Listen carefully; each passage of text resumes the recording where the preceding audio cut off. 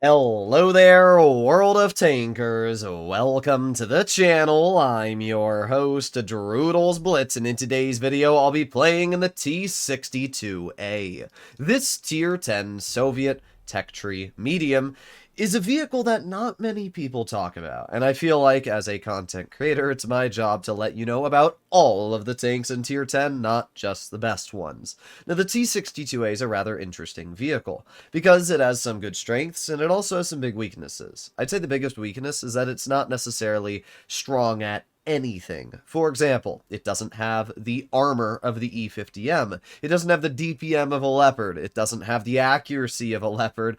It doesn't have really anything that is like standout amazing. But what it does have is a bunch of great different characteristics that when paired together allow it to actually be a rather solid tank. For example, while 3000 DPM isn't the best, it's good enough to deal with most tanks placed in front of you. While its armor isn't the best, it's good enough to get the occasional bounce on the upper plate because it's around 250-ish to 260 thick, so it's got troll armor. It's got a good turret, it's got decent DPM, and its accuracy is alright. So when you add all these things together, while the T-62A may not be winning any awards, it does create a rather enjoyable experience for the driver. So we're going to see what we can do with the 62A in this battle. First things first, I was going to try and knock down that tree so it was right here, but I guess not.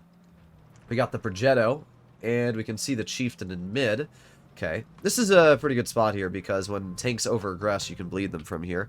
And then at the same time, we can see, for example, the enemy 183, which we get a little bit of damage into. So I'm actually going to put on my adrenaline. I'm not worried about the 183 penning me. I'm really not. Well, especially not when he's not looking at me.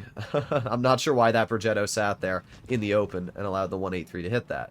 But the good news is that now we don't have a 183 to deal with. If we take a look at the enemy lineup, they only have one medium, a T-62A. And I would say based off of that information, we don't have to worry too much about pushing up over here. We can see already most of their tanks spotted, and in terms of tank destroyers, they do have a Jagdpanzer, which we can actually see right in front of us, but we're not going to worry about the Jag just yet. We're going to focus the VK-72 because I think that player is a bit of a bigger threat. So we're going to get a pendant to the VK-72 right there. We actually have the T-62A, which I'm going to get a really easy pendant to. I am spotted, which I kind of figured. Let's aim it on the side of that 62 again. There you go. Nice 305 damage shell. Alright. And let's see. 62. Oh, I did not even notice the VK. That's on my bad. But we're already up to 2,300 damage, so I really can't get too mad. Even if we have bled a little bit of health, it's nothing crazy. We got the side of the 62, which we get another penning shell into. And we're going to move up. Pretty good stuff. Alright, we got to get two more pens. We'll be over 3k. We have the 62 who's trying to leave. Get an easy pen into that. And now we can put on our super speed boost. And let's see. We got the Jagdpanzer. We got the Progetto. There you go. Nice 322 into the Prog. We got the VK who still clearly doesn't like me. Let's aim it on the Progetto again. There you go. Nice 324.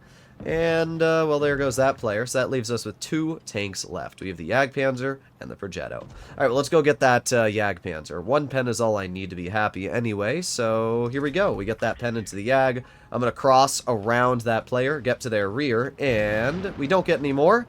But pretty good, 3,732 damage. I'm actually really surprised that Jag didn't just insta-snap me when I tried rolling to their side, but I'm not going to complain. It was either get around the Jag and potentially get one more shot, or back up and don't get a shot at all. And I'd rather risk it than, you know, not. So, pretty good game. Top on the team, as we can see. And a good example right there of where the T-62A does pretty well, right? The accuracy, it's not crazy, but it's good enough. The mobility is really nice because it has a top speed of 56, and then with super speed boost, it can go over 60 kilometers per hour. So it's actually quite mobile. It's just as fast as light tanks when using that speed boost, which allows it to keep up with any of the competition. Alright, we're on New Bay. Let's see what we can do here in the 62. Up against us, we have the Caro, E50M.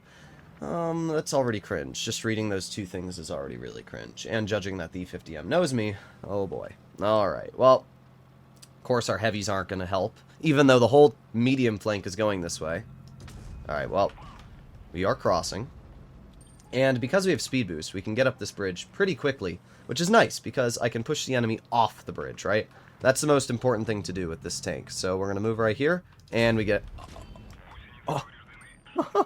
I can't believe that. I can't believe that. Wow. And the Karo's just going to overpoke because he's a Karo player and thinks that because he has shells, he's overpowered.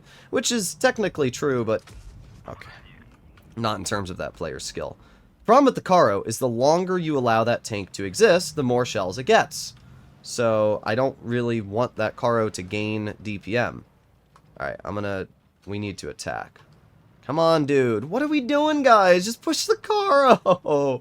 Why? Why don't we just push him? Oh, my God. We're going to let the E50M get away. All because we're not pushing this guy. Wow. There you go. That was really hard, guys. Listen, I'm no stranger to pushing, right? I love making an aggressive play. But I'm not going to drive in front of a Karo with 340 alpha and bleed a potential of 1,500 health because my Sheridan doesn't want to support me. That's never going to happen. So... while I do really, really want to make a play, at the same time, I can't risk my life because my teammates are bad. That's really as simple as it is.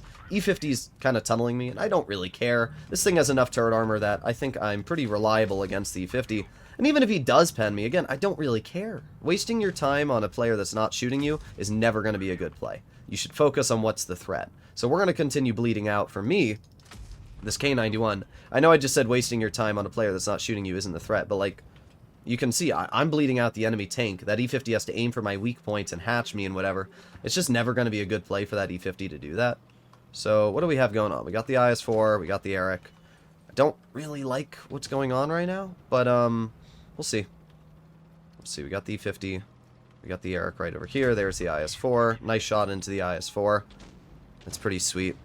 And now we can back up and aim it on the Eric. There you go. Nice 335. Sheridan crosses, kills himself. Good job, dude. Get a nice shell into the IS-4 again. Alright, reloading. We got the VK-90 on the flank, which I don't need to worry about personally. And apparently that Eric just has the shot on me. But here's the deal. Doesn't really matter, because as long as I aim in on this guy's lower plate, we out-reload him and get the killing shot. So then what I can do is move over here onto the enemy IS-4 and take... well, I guess I don't need to take that player out of the game. Okay, not too bad. Let's back up and aim it on the VK-90 and not pen an easy shot. Alright, let's try again. There you go. That was better. Nice pen into the VK. And let's see if I can get a pen into the enemy E50. No, it was close, but no cigar. Alright, we got the VK who's still not looking at me, which allows me to get another pen. And it looks like that E50 is getting rushed. So what we're going to do is we're going to put on my speed boost. And we'll hope that our Kampfpanzer is able to get that clear. We're going to aim it on the lower plate of the VK-90, put on my adrenaline. Ain't no way my Kampfpanzer is actually going to die. If he dies, I will uninstall this game, dude. There you go. He did not die. We're going to continue bleeding out this VK-90, and if we aim at the lower plate, we can get that shell to pen, which is pretty dang solid. And then if we face hug the VK, it's going to be quite hard for him to reliably pen me. So there you go. Pretty good stuff. The Kampfpanzer misses, but I got a gold shell right for the lower plate. And there you have it, 5,204 damage, 840 blocked, and a really solid game. We can see exactly where the T62A is a pretty solid beast, right? The armor is good. It's good enough to get bounces. The mobility is good enough to get in the position. And the gun has enough damage per minute to deal with most tanks placed in front of it. Sure, it's not the best vehicle ever, but if you have it sitting in your garage, I don't think it's the worst tank to pull out and try and have a little bit of fun with. So... yeah, hopefully you enjoyed the video, and I'll see you all in the next one. Bye-bye.